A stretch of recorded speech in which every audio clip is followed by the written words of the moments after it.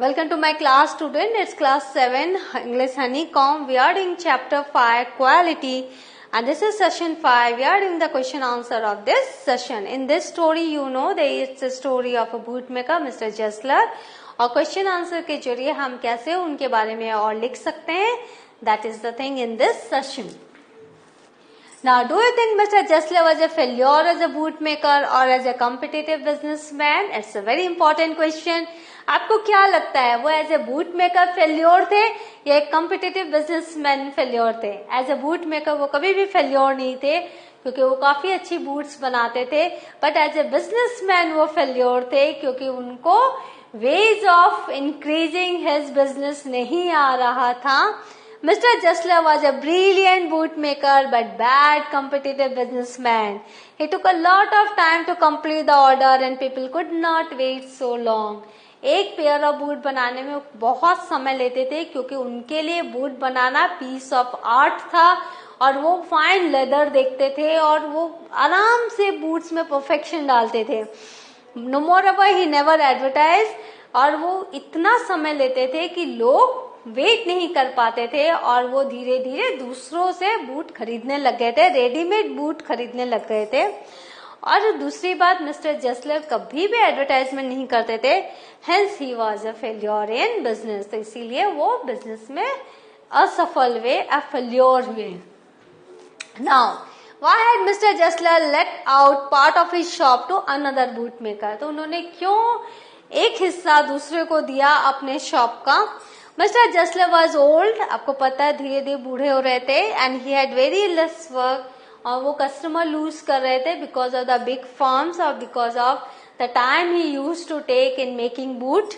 He was not able to meet his expenses, वो अपने खर्चे नहीं उठा पा रहे थे. So he let out part of his shop to another boot maker. तो उन्होंने एक दूसरे बूट मेकर को अपने दुकान का एक हिस्सा दिया था ताकि वो फाइन लेदर ला सकें और वो बूट मेकिंग में ध्यान दे सकें. Now what was distinct about Mr Jessler shop? क्या डिस्टिंक्ट था मिस्टर जेसलर के शॉप में? There were no sign upon the shop other than the name of Jessler brothers. तो उनका जो शॉप था उसके ऊपर से मिस्टर जेसलर ब्रदर लिखा हुआ था. और the window displayed only few pairs of boots in the window. और वो चूंकि सिर्फ ऑर्डर का ही बूट लेते थे तो उनका जो डिस्प्ले विंडो था वहां पे सिर्फ कुछ pair of boots he display हुए थे. Mr. Jessler was a perfect artist, explained. Mr. Jessler was the best shoemaker in the city. He had skill, pride and respect for his trade as any other artist. जैसे कोई artist होता है, कलाकार होता है, उसको अपनी कला पे विश्वास होता है, अपनी कला पर उसको गर्व होता है, इसी तरह मिस्टर जेसलर को अपने आप पे गर्व था. उनकी स्किल जो थी बूट मेकिंग की उस पे गर्व था, उनको अपने बने हुए जूतों पे गर्व था और उनको एक रिस्पेक्ट था, सेल्फ रिस्पेक्ट, कि जो चीज वो कस्टमर को दे रहे हैं, जो बूट वो कस्टमर को दे रहे हैं वो बेस्ट पीस ऑफ बूट है, उसमें कभी कोई कंप्लेन नहीं हो सकती. His boots were durable as made from best leathers and they fitted perfectly well. उनके जो बूट्स थे वो परफेक्ट थे, हमेशा सही फिट होते थे और वो बेस्ट लेदर के बने हुए होते थे. So the author considered him as a perfect artist. तो इसीलिए उनको एक परफेक्ट आर्टिस्ट कहा गया है. Now Mr Jessler was spending his days with great difficulties, explain. Now question number 5. Mr. Jessler was having tough time in his final years. When he got an order, it took him such a time that there was a delay in his delivery. तो mister जेसलर जो अंत के कुछ साल थे उसमें उनको बहुत ही टफ टाइम था उनके लिए, और उनको जब ऑर्डर मिला था तो उन्होंने बहुत समय लिया था डिलीवरी करने में. People didn't wait and he lost customer. लोगों को वेट करना पसंद नहीं आता था तो धीरे धीरे वो कस्टमर गुम होते गए. He never advertised, he spent money on the best leather and working for hours without having food and rest made him tired and exhausted. तो वो बिना खाए पिए वो घंटों बूट बनाते रहते थे.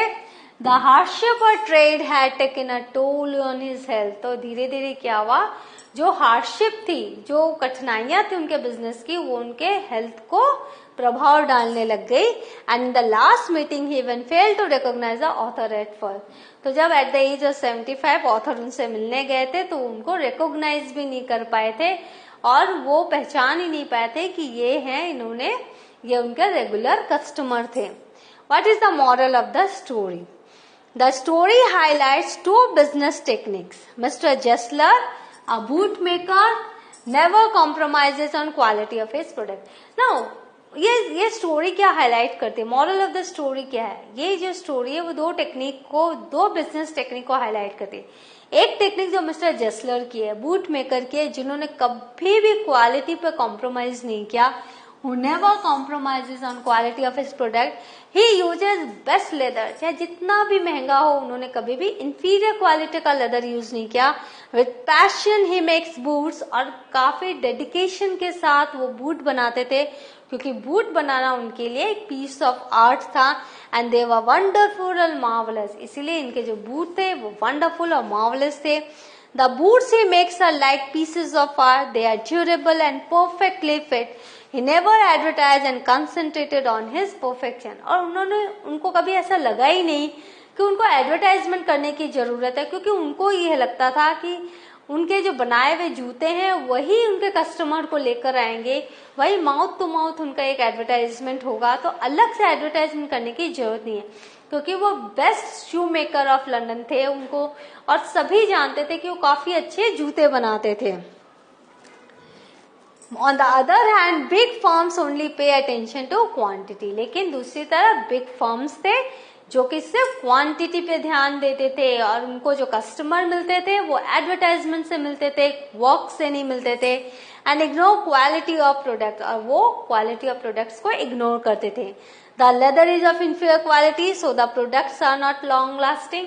उनको जो लेदर थे वो भी इंफीरियर क्वालिटी के थे. याद है लेखक ने, नरेटर ने एक जूता खरीद लिया था इमरजेंसी में, तो वो जो जूता हर्ट कर रहा था, वो जो लेदर इंफीरियर क्वालिटी का था, तो वो पिंच कर रहा था वहां पे. तो वो मिस्टर जेस्लर ने तुरंत वहीं हाथ दिया जहां पर वो लेदर परेशान कर रहा था. तो by advertisement they capture the attention of buyers and make profit. तो एडवर्टाइजमेंट कर करके वो क्या कर रहे थे, अपना बिजनेस बढ़ा रहे थे और प्रॉफिट कर रहे थे. Small competitors like Mr Jessler as a consequence of a loss and have tragic end. तो जो स्मॉल कंपिटिटर थे जैसे मिस्टर जेस्लर, ऐसे लोगों को बहुत ही लॉस सफर करना पड़ा और उनका जो अंत था वो बहुत ही ट्रेजिक हुआ.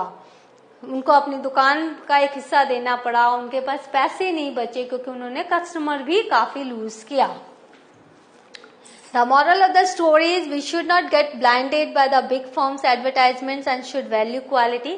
तो as a customer moral of the story क्या है कि हमें बिग फर्म्स के एडवर्टाइजमेंट की तरफ ब्लाइंडली भरोसा नहीं करना चाहिए, और हमें क्वालिटी नहीं, हमें क्वांटिटी नहीं, क्वालिटी पे ध्यान देना चाहिए. And from business point of view, quality of product should be maintain and should advertise the positive qualities of products to capture market. और एज ए बिजनेसमैन हमें क्या करना चाहिए, हमें क्वालिटी के साथ कभी कॉम्प्रोमाइज नहीं करनी चाहिए, और जो हमारे प्रोडक्ट्स के बेस्ट क्वालिटीज है उसको एडवर्टाइज करना चाहिए. जितना ज्यादा आप लोगों के पास अपनी अच्छी बातों को बताओगे तब उतना ज्यादा आपका बिजनेस ग्रो करेगा.